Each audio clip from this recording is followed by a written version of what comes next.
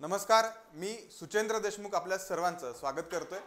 आज आपण पाहणार आहोत राज्यसेवा पूर्व परीक्षा 2025 जी सप्टेंबरच्या लास्ट वीक मध्ये होणार आहे याची तयारी कशी करायची। लक्षात घ्या ही राज्यसेवा परीक्षा जी आहे या परीक्षेला आपल्याला प्रिलिम क्वालिफाय व्हायचंय आणि याच्यासाठी अभ्यासाची 5 स्टेप रणनीती आपल्याला अभ्यास स्टडी कशी करायची याची 5 स्टेप रणनीती कशा पद्धतीने आखायची हे आपण आजच्या या छोट्याशा लेक्चर मध्ये पाहणार आहोत। लक्षात घ्या एकदम सिंपल साधं आणि तुम्हाला कळेल ओके कुठलेही कॉम्प्लिकेशन न ठेवता साधं सरळ कशा पद्धतीने अभ्यास करायचा हे लेक्चर तुमच्यासाठी आणलेलं आहे। तर आपण बघूयात डायरेक्टली मी चालू करेल 5 स्टेप रणनीती याच्यामध्ये आपण काय पाहणार आहोत। सर्वात पहिले आहे आणि हे लेक्चर होण्यास सुरुवातीलाच मी तुम्हाला सांगू इच्छितो की याच्यामध्ये कुठलाही मी सिलेबस इन डिटेल नाही सांगितलेला आहे। ओके बाकीच्या ज्या गोष्टी आहेत वेगवेगळ्या व्हिडिओमध्ये डिस्कस करूयात, पण एक जनरल जे मुलं सध्या आता कन्फ्युजन मध्ये सर मी काय करू, कारण बऱ्याच मुलांचं माझं इंटरॅक्शन दिवसभरामध्ये होत असतं आणि ह्या इंटरॅक्शन मधून मला हे जाणवतं की मुलं आणखीन अवेअर नाही आहेत। ओके मुलांना नेमकं काय करायचं, बाकीचं काही सेक्शन आहे तो अभ्यास करतोय, पण असे काही मुलं आहेत की ते प्रिलिम पास होऊ शकतात परंतु त्यांना आणखीन योग्य दिशा जी आहे ती कुठेतरी मिळत नाही असं मला वैयक्तिक वाटतं। त्यामुळे मी हे सेशन तुमच्या पुढे घेऊन आलेलो आहे। लक्षात घ्या आता ह्या अभ्यासाच्या 5 स्टेपची रणनीती आपल्याला आज पाहायची आहे। ह्या रणनीतीमध्ये आपण बघणार आहोत स्टेप्स कुठल्या आहेत। Okay first second third fourth fifth अशा 5 स्टेप्स आहेत। मग पहिल्या स्टेप मध्ये काय करायचं आपल्याला, तर सगळ्यात महत्त्वाचं जेव्हा कुठल्याही परीक्षेचा अभ्यास करतोय, आता हे मी राज्यसेवा 2025 च्या पूर्व परीक्षेच्या अनुषंगाने तुम्हाला बोलत आहे, परंतु हे जे आहे ते प्रत्येक कुठल्याही एक्झामला हे लागू होतं। कुठल्याही पूर्व परीक्षेला एक्झामला तुम्ही ह्या साच्यामध्ये जो आहे ते बसू शकतात, राईट। तर सध्या राज्यसेवेच्या अनुषंगाने आपण जाणून घेऊयात की सर्वात महत्त्वाची स्टेप आहे सिलेबस समजून घ्यायचा आहे। ओके मराठीमध्ये देणार असेल इंग्लिशमध्ये देणार असाल तर काही प्रॉब्लेम नाही, पण त्या लँग्वेजमध्ये जो आहे तो सिलेबस तुम्हाला समजून घ्यायचा आहे। नेमकं सिलेबस काय आहे, आता पॅटर्न बदललाय हे बऱ्याच विद्यार्थ्यांचं म्हणणं असतं की पॅटर्न बदललाय, पण लक्षात घ्या प्रिलिमचा जो आहे पूर्व परीक्षेचा पॅटर्न तोच आहे। ओके याच्यामध्ये कुठलाही बदलाव जो आहे तो झालेला नाही। मुख्य परीक्षेचा पॅटर्न जो आहे तो बदललेला आहे, पण पूर्व परीक्षेचा पॅटर्न जो आहे तो आहे तसाच आहे।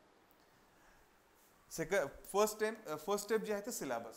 ओके फर्स्ट अभ्यासाला चालू करण्यापूर्वी किंवा चालू जरी केलं असेल तर कुठले विषय आहेत आणि त्या विषयामध्ये काय काय विचारलेलं आहे हे डिस्कशन आपण पुढे करणारच आहोत। हे आपल्याला इथे समजलं पाहिजे किंवा आलं पाहिजे। लक्षात घ्या सेकंड जे आहे पायाभूत पुस्तके निवडा, म्हणजे बेसिक बुक्स तुम्हाला प्रत्येक विषयाचे जे आहे ते निवडायचे आहेत, सिलेक्ट करायचे आहेत आणि त्या पुस्तकामधूनच तो कंटेंट वाचायचा आहे। लक्षात घ्या बेसिक बुक्स खूप महत्त्वाचे आहेत आणि बरेच मुलं करतात सर मला लिस्ट द्या आणि एकदाच मार्केटमध्ये जाऊन एवढे बुक्स घेऊन येतात, असं करायचं नाही। जो तुम्ही सब्जेक्ट घेत आहात किंवा वाचायला घेणार आहात त्याचे बुक्स तुम्हाला तुमच्याकडे अवेलेबल नसतील तर फक्त त्या 1 किंवा 2 सब्जेक्टचे तुम्ही बुक आणून तुम्ही 8 ते 10 दिवस ते वाचू शकता। ओके या पद्धतीने आपल्याला पुढे जायचंय। तिसरी स्टेप आहे महत्त्वाची, डेली वीकली स्टडी शेड्यूल ठरवा। काय करायचंय डेली आणि वीकली आपलं अभ्यासाचं टाइम टेबल ठरवायचं। आतापर्यंत सर भरपूर टाइम टेबल केलेत परंतु इम्प्लिमेंट नाही झालेला। ओके असेल आतापर्यंत झाले नसतील, पण यापुढे आपल्याला हा इम्प्लिमेंट करायचा आहे।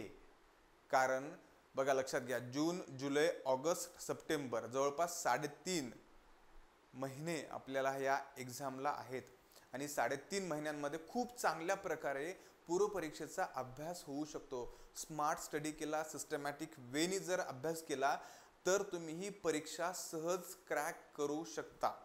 ओके जे विद्यार्थी एक 5-6 महिन्यापासून अगोदर स्टडी करत आहेत ती सहज ही परीक्षा ह्या 4 ते 3 महिन्यामध्ये सिस्टमॅटिक वेनी स्मार्ट स्टडीने तुम्ही ही परीक्षा क्रॅक करू शकता। लक्षात घ्या खूप गोल्डन अपॉर्च्युनिटी आहे।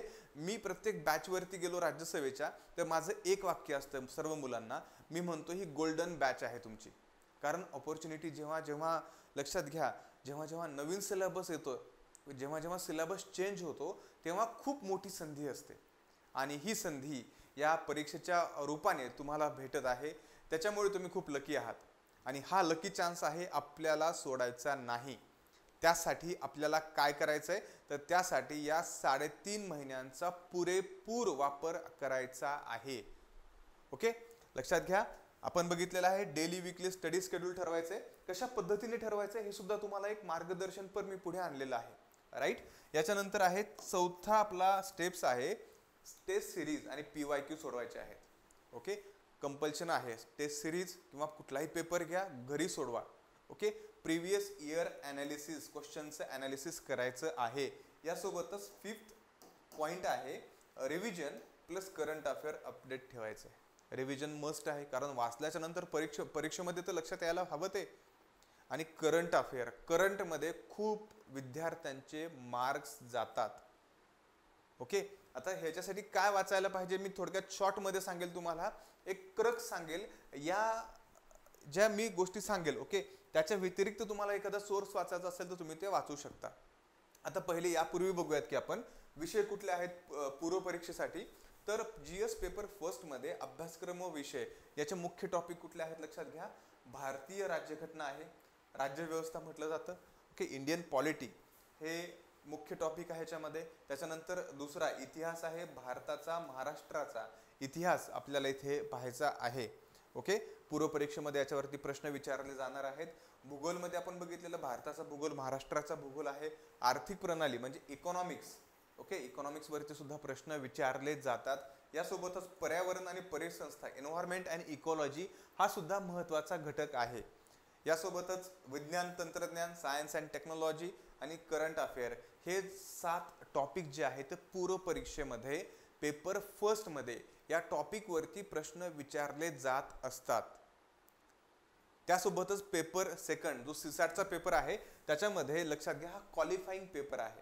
33% तुम्हाला फक्त तिथे मार्क्स क्वालिफाय करण्यासाठी पडले पाहिजेत.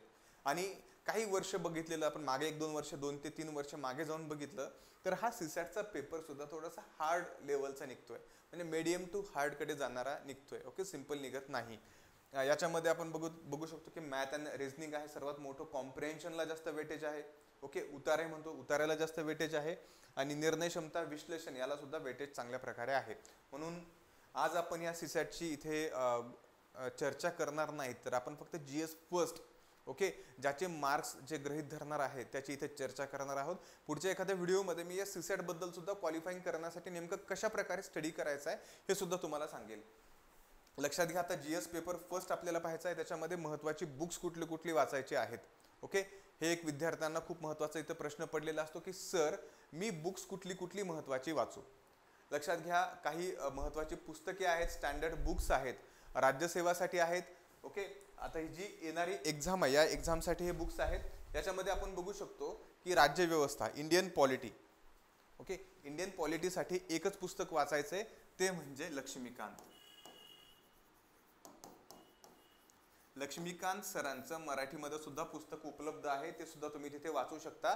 यासोबतच लक्ष्मीकांत अवघड जात असेल ओके तर कोळंबे सरांचं तुम्ही पॉलिटीचं बुक वाचू शकता, परंतु लक्ष्मीकांत वाचलेलं योग्य राहील. आता इथे एक गोष्ट सांगेल मी, पुस्तक वाचताना भरपूर पुस्तकं वाचायचे नाहीत. एका विषयाचे 4-4, 5-5 पुस्तकं नाही घ्यायचे, तर 1 किंवा जास्तीत जास्त 2 पुस्तकं रेफर करायचे आणि त्याच पुस्तकाचं इन डेप्थ मध्ये रिव्हिजन करायचे. ओके, यानंतर आहे इतिहासला ग्रोवर वाचू शकता. ओके, महाराष्ट्राचा इतिहास भालेरावाचं सरांचा आहे, किंवा समाधान जे सर आहेत ओके समाधान महाजन सरांचं इतिहासाचं तुम्ही वाचू शकता. ओके, इतिहासासाठी तुम्ही हे बुक्स जे आहेत ते रेफर करू शकता. आणि ज्ञानदीप अकॅडमीचं एक बुक आहे इतिहासाचं, निलेश पवार सरांचं. ओके, हे सुद्धा बुक्स तुम्ही इतिहासासाठी वाचू शकता. खूप चांगले अनालिसिस केलेलं आहे, हे सुद्धा तुम्ही इथे नवीन पुस्तक आलेलं आहे, हे सुद्धा इथे वाचू शकता. याच्यानंतर भूगोल जे आहे, भूगोलासाठी सर्वात महत्त्वाचं ओके जिओग्राफीसाठी सर्वात महत्त्वाचं तुम्ही वाचू शकता की सौदी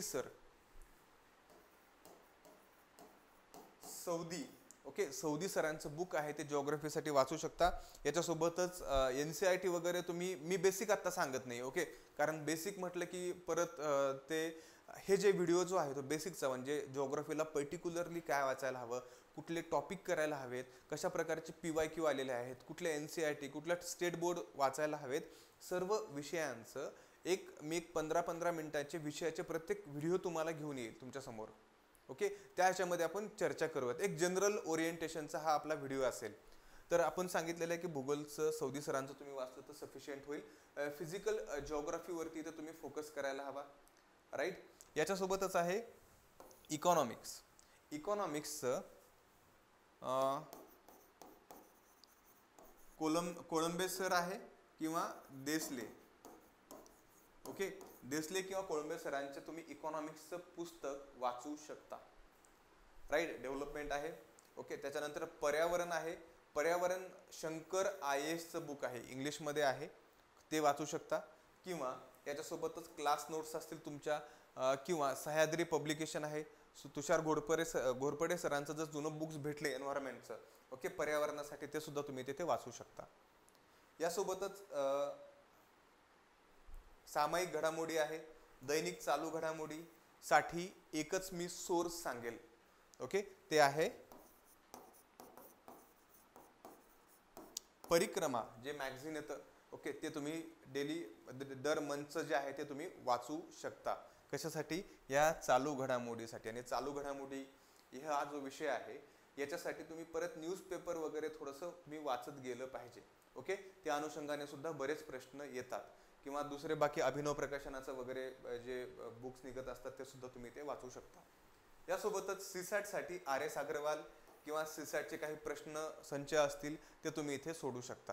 किंवा प्रनिल गिल्डा सरांचं एक पुस्तक आहे ते सुद्धा तुम्ही CSATसाठी वाचू शकता. ओके, हे महत्त्वाचे बुक्स आहेत, काही तुम्ही इथे वाचू शकता, राईट. आणि त्याच्यानंतर एक इथे विषय राहिलेला आहे, तो आहे विज्ञान. सायन्ससाठी तुम्ही भस्के सरांचं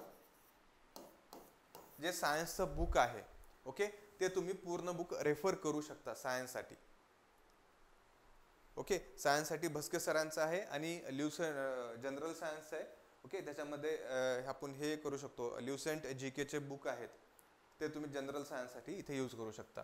एक जनरल तुम्हाला एक महत्त्वाची पुस्तके सांगितलेली आहेत, कुठली कुठली पुस्तके तुम्ही वाचू शकता. मुलांचं इथे खूप गोंधळ असतो, कन्फ्युजन असतो, सर हे वाचतो, सर ते वाचतो, असं काही करायचं नाही.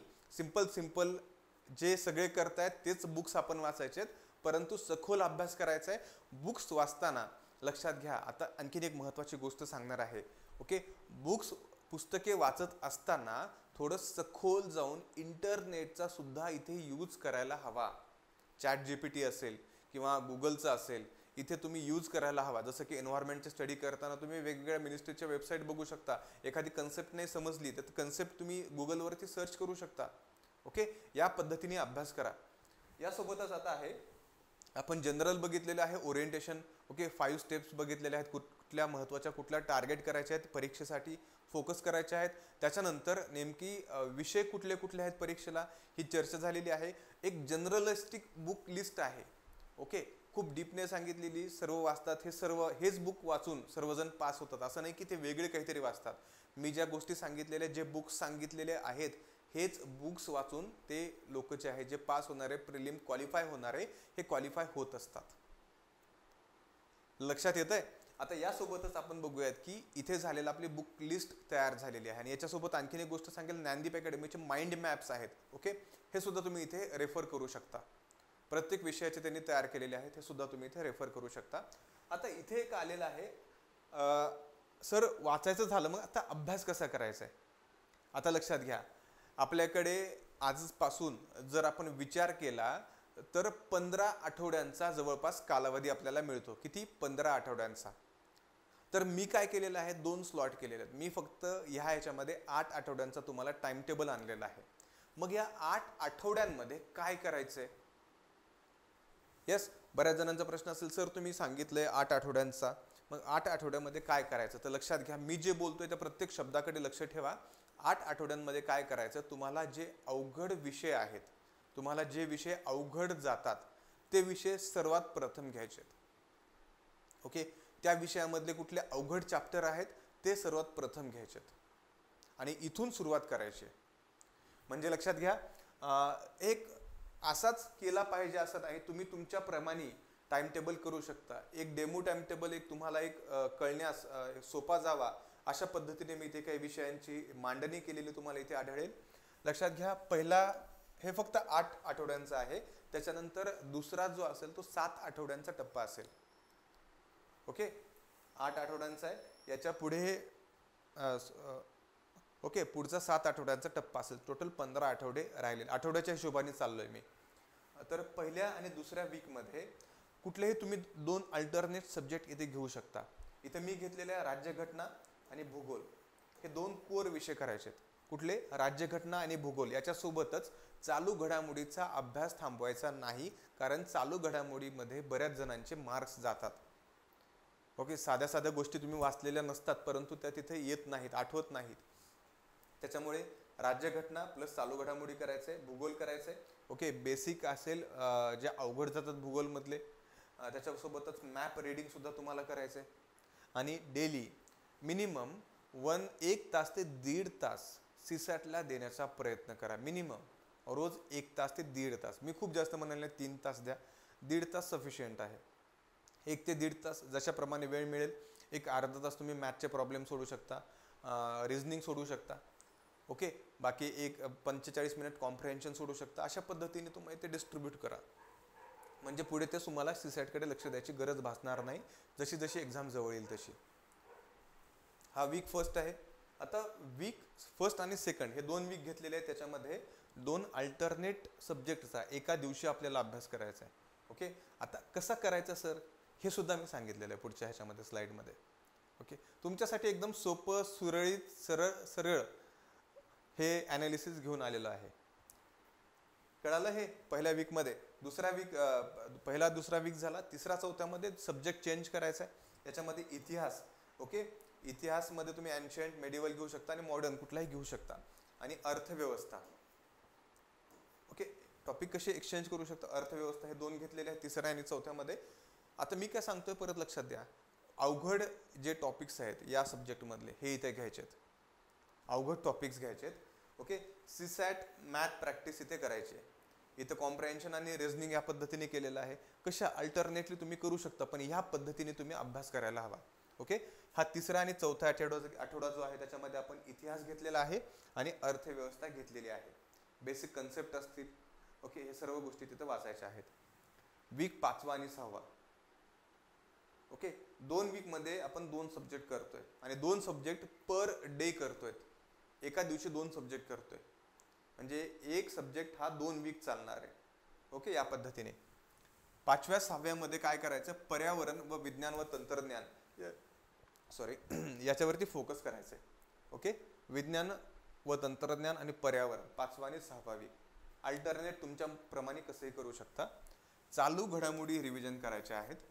आणि 5व्या ते 6व्या वीकमध्ये इथे 2 वीक झाल्याच्या नंतर लगेच तुम्हाला म्हणत नाही की मॉक टेस्ट द्या, परंतु जो झालेला हा तुमचा पोर्शन आहे याच्यावरती तुम्ही इथे मॉक टेस्ट देऊ शकता किंवा क्वेश्चन तुम्ही इथे सोडवू शकता. सर आता मॉक टेस्ट कुठून द्यायची? मार्केटमध्ये गेलं, ऑनलाईन तुम्ही शोधलं तर तुम्हाला पेपर हे अवेलेबल होतात. ओके, बऱ्याच अकॅडमीज वगैरे आहेत, ते राज्यसेवाचे टेस्ट सिरीज लॉन्च करतात. ओके, त्यांचे पेपर तुम्हाला अवेलेबल होतात. जर पुण्यामध्ये असेल तर टेस्ट सिरीज लावली असेल तर चांगलं आहे. जर तुम्ही पुण्याच्या बाहेर असाल तर तुम्ही पेपर जरी घेऊन सोडवले तरी चालेल. ओके, वीक 7 to 8 ऑनलाईन सुद्धा टेस्ट सिरीज अवेलेबल आहेत. आता 7व्या आणि 8व्या वीकमध्ये काय करायचंय, PYQ प्रॅक्टिस करायची, प्रिव्हियस इयर क्वेश्चन प्रॅक्टिस करायची आणि वीक टॉपिक्सचं रिव्हिजन करायचे. कशामध्ये? 7व्या आणि 8व्यामध्ये. ओके, हे जे आहेत, हे जे विषय आपण घेतलेले आहेत. ओके, याच्यामध्ये काय करायचंय, या विषयांचे जे प्रिव्हियस इयर क्वेश्चन होते त्याची प्रॅक्टिस करायची आणि तुम्हाला आणखीन जे जे टॉपिक अवघड वाटतात त्याचं विश्लेषण करायचं आहे, त्याचं रिव्हिजन करायचं आहे. ओके, 2 GS टेस्ट सोडवायच्या आहेत, 2 सीसॅटच्या टेस्ट फुल लेंथ ज्याप्रमाणे एक्झाम होते त्याप्रमाणे सोडवायच्या आहेत. कधी? 7व्या आणि 8व्या वीकमध्ये. स्टॅटिक, करंट अफेअर, परिक्रमा वगैरे ते वाचायचे आहेत. ओके, तुम्ही काढलेल्या नोट्स आहेत त्या वाचायच्या आहेत. आणि आणखीन एक इथे नोट्सवरून लक्षात आलेलं आहे, विद्यार्थ्यांची एक समस्या असते, सर मी नोट्स काढू का? हे तुम्ही सगळं सांगताय, मग हे सर मी नोट्स काढत जातो. लक्षात घ्या, नोट्स आत्ता काढू नका. क्लिअर सांगतोय, नोट्स काढू नका. नोट्स काढायच्या तर कशा काढा, मायक्रो नोट्स काढा. लेंदी लिहित बसू नका, कारण नोट्समध्ये हा वेळ जाणार आहे तुमचा. ओके.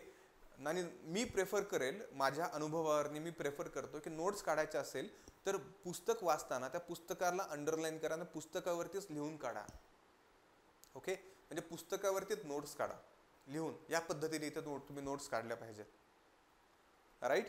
तुम्ही व्यवस्थित म्हणजे एक पेपर घेतला, त्याच्यामध्ये गच्च भरून लिहायला लागला ते एकच चॅप्टर, असं करायचं नाही, कारण ही ती वेळ नाही. ओके. या पद्धतीने आपण पहिल्या 8 वीकचा टाइम टेबल करणार आहोत. पहिले 8 वीक कसे करायचे आहेत, या पद्धतीने करायचे आहेत. ओके. आता एक ओव्हरऑल और पुढच्या 7 वीकचा टाइम टेबल सांगतो. पुढच्या 7 वीक मध्ये काय करायचे. आता हे झाला 7वा 8वा वीक. आता 9वा आणि 10वा वीक मध्ये काय करायचे, परत राज्यघटना आणि भूगोल घ्यायचे. राईट. याच्यामध्ये जे सिंपल हे पहिले अवघड केले, त्याच्यामध्ये सोपे चॅप्टर आहे ते तुम्ही करू शकता. त्याच्यानंतर 11वा आणि 12वा या वीक मध्ये परत इतिहास आणि अर्थव्यवस्था घ्यायचे. त्याच्यामध्ये अवघड चॅप्टर केले, त्याचं रिव्हिजन करू शकता, सोपे चॅप्टर घेऊ शकता. ओके. वीक 13वा आणि 14वा याच्यामध्ये पर्यावरण, विज्ञान, तंत्रज्ञान हे घेऊ शकता. ओके. 13वा 14व्या वीक मध्ये. आणि 15व्या वीक मध्ये फुल तुम्ही फोकस कशावरती करायचा आहे, पेपर सॉल्विंग वरती करायचा आहे आणि MCQ सॉल्विंग वरती फोकस करायचा आहे. जे कन्सेप्ट तुम्हाला वाटतं की परीक्षेच्या दृष्टीने महत्त्वाच्या आहेत, त्या म्हणजे वाचलेल्या नसतील तर त्या थोड्याशा वाचून घ्यायच्यात. ओके. ह्या 15वा वीक फक्त तुमचा कशासाठी ठेवायचा आहे, तर PYQ सॉल्विंगसाठी ठेवायचा आहे आणि तुमचा क्वेश्चन पेपर सॉल्व करण्यासाठी हा वीक ठेवायचा आहे. ओके. या पद्धतीने जर अभ्यास केला, मला वाटतं तुम्ही सहज पूर्व परीक्षा पास होऊ शकाल. ओके. एक झाला जनरलिस्टिक टाइम टेबल. आता तुम्हाला परत एक गोष्ट सांगायची की सर हे तुम्ही सांगितलं, पण हे करायचं कधी. ओके. हा प्रश्न येत असेल तुमच्या पुढे, सर तुम्ही सांगताय पण हे मी कधी करू. तर लक्षात घ्या, तर तुमच्यासाठी डेलीचा सुद्धा टाइम टेबल आणलेला आहे. ओके. एक स्ट्रॅटर्जीने आपण चाललेलो आहोत पुढे. आता लक्षात घ्या, डेली स्टडी रुटीन कसं पाहिजे. आता मी सांगितलेलं इथे आहे फक्त 8 तासाचं डेली रुटीन आहे. ओके.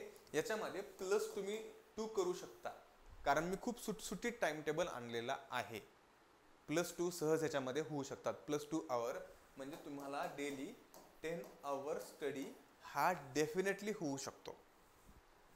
ओके. ह्या अनुषंगाने चाला. मी कमीत कमी क्वालिटेटिव्ह स्टडीसाठी 8 तास इथे आणलेले आहेत. आता बघूयात 8 तास सर कसं करायचं आहे. ओके. आता हे डेली तुमचा टाइम टेबल या पद्धतीने तुम्ही करू शकता.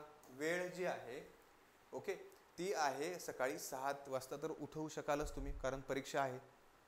लकी बॅच म्हटलेलं आहे, म्हणजे लकी स्टुडंट्स म्हटलेलं आहे. तुम्ही लकी आहात, कारण अशा वेळेला जेव्हा जेव्हा सिलेबस बदललेला आहे तेव्हा तेव्हा खूप चान्सेस वाढतात पोस्ट मिळण्याचे, कारण जवळपास सगळे एकाच लेवलला असतात. मेन्स परीक्षेचा जो पॅटर्न आहे तो अंगवळणी पडलेला नसतो.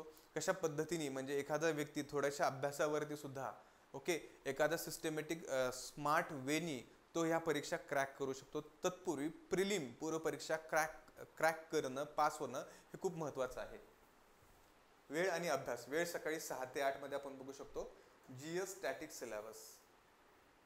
ओके. म्हणजे एक तुम्ही GSचा जो पेपर आहे, जर पॉलिटी घेतलेला असेल, ओके, कुठलाही एक सब्जेक्ट तुम्ही GSचा फर्स्ट एक पेपर घेऊ शकता 2 तास. ओके. सकाळी खूप चांगला अभ्यास होतो. त्याच्यानंतर लक्षात घ्या 8 ते 9, 9 ते 10 परत इथे मी 2 तासाचा गॅप दिलेला आहे. तुम्हाला एकदम आत्ताच म्हटलं नाही की तुम्ही कंटिन्यू बसायचं 6-6 तास, असं नाही आहे. ह्याच्यामध्ये तुम्ही आणखीन तुमचं व्हॅल्यू ॲडिशन म्हणजे व्हॅल्यू ॲडिशन ऑफ टाईम तुम्ही याच्यामध्ये करू शकता. 10 ते 12, ओके, करंट अफेअर करायचे आहेत तुम्हाला. आता लक्षात घ्या, मी इथे करंट अफेअर आणलेला आहे, पण करंट अफेअर इथे करायची गरज नाही. तर इथं GS, ओके, GSचा सेकंड सब्जेक्ट तुम्ही इथे घेऊ शकता 10 ते 12 मध्ये. सेकंड सब्जेक्ट कुठलाही तुम्ही GSचा असेल तुम्ही घेऊ शकता. मग सर करंट अफेअर कधी करायचे, तर एक पद्धत आजपासून लावून घ्या. Daily half hour current affair मी वाचेल. कधी असू द्या, तुम्ही जेवायला बसलेला असाल कधी, ओके, कुठे मेसमध्ये गेलेला असाल, मोबाईल घ्या. असंही टाइमपास करतातच मोबाईलमध्ये जे करंट तुम्हाला अवेलेबल आहे गुगलवरती तुम्ही टाकलं करंट अफेअर, ओके, मागच्या महिन्याचं टाकलं तर तुम्हाला सगळं अवेलेबल आहे. ते फक्त चालत चला, म्हणजे चालता बोलता असा करंट अफेअरचा अभ्यास करायचा आपल्याला. यासोबतच परिक्रमा मासिक वाचायचे आहेत. याच्यानंतर दुपारी 2 ते 4 हा थोडासा बोरिंग टाइम असतो, झोप येण्याचा टाइम असतो, म्हणून त्यावेळेला कॉम्प्रेन्शन करायचं, त्यावेळेला रिझनिंग करायची आहे, ओके, त्यावेळेला मॅथचे प्रॉब्लेम सोडवायचे आहेत. या पद्धतीने आपल्याला अभ्यास करायचा आहे. सीसॅटची प्रॅक्टिस करायची आहे, ओके. दुपारी 2 ते 4 बघा, लक्षात घ्या, रोज केली तरी चालेल, ओके. किंवा मग इथे एखादा विषय तुम्ही घेऊ शकता.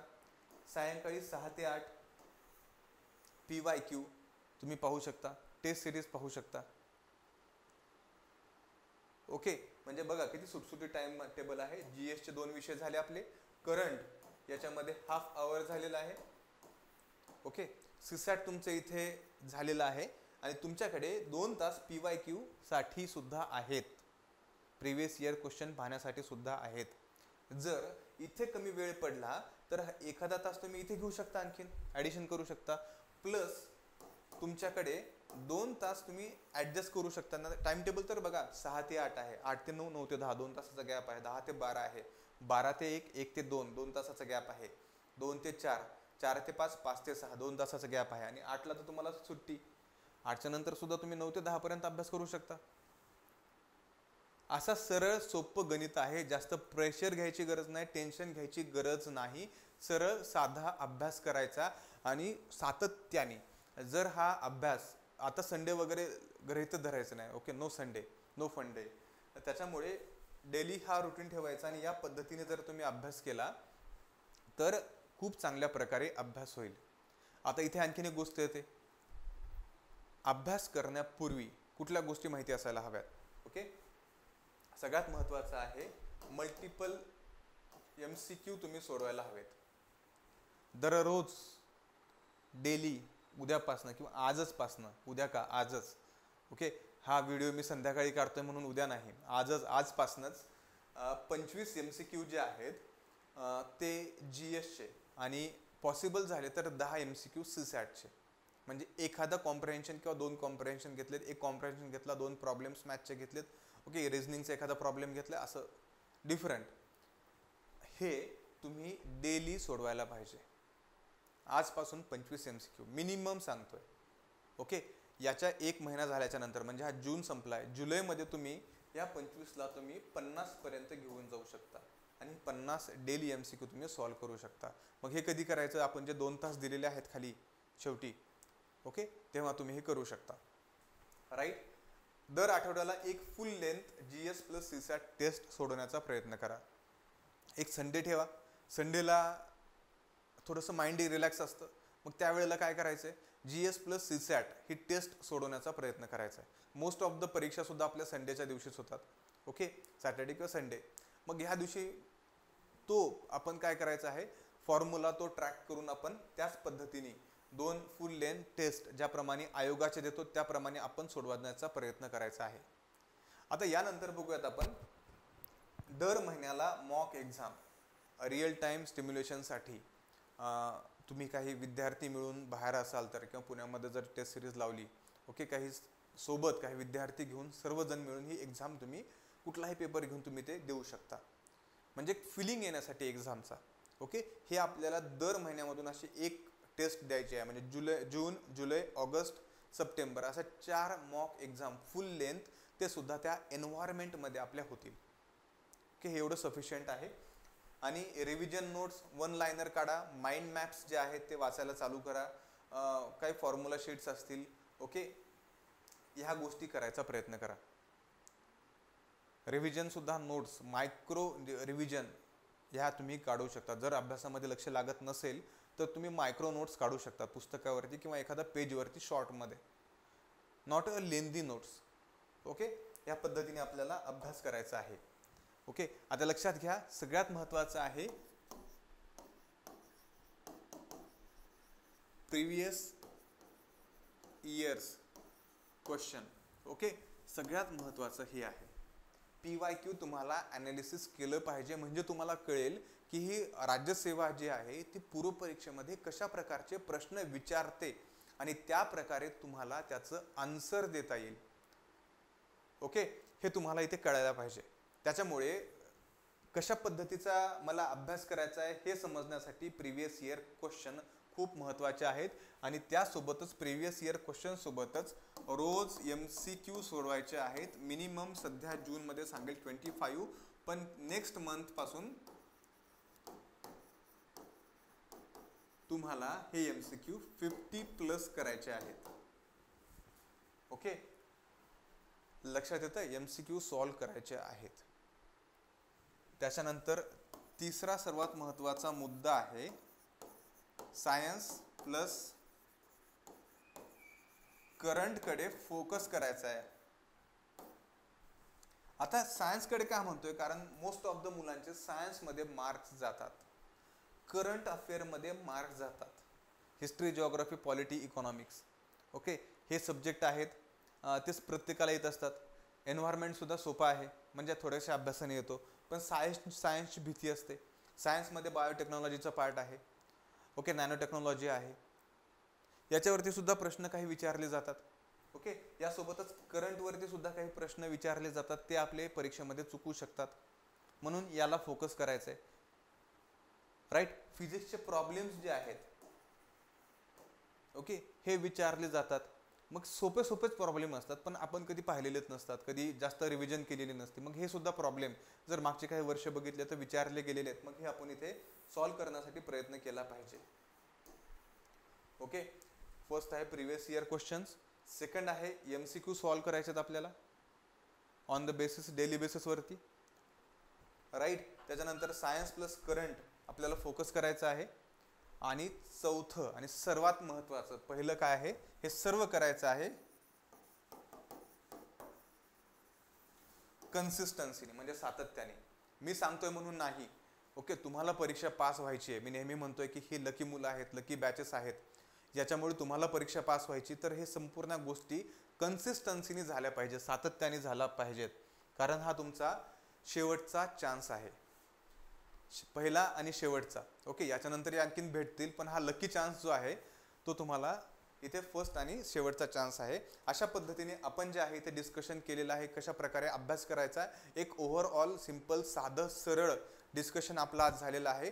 याच्या पुढे सुद्धा तुम्हाला प्रत्येक विषयाचा कसा अभ्यास करायचा आहे, इतिहासाचं कसं करायचं, सायन्समध्ये काय वाचायचं आहे, या प्रकारचे व्हिडिओ तुमच्यासमोर म्हणजे प्रत्येक दिवशी तुमच्या पुढे घेऊन येणारच आहे. आज आपण इथेच थांबूयात. धन्यवाद.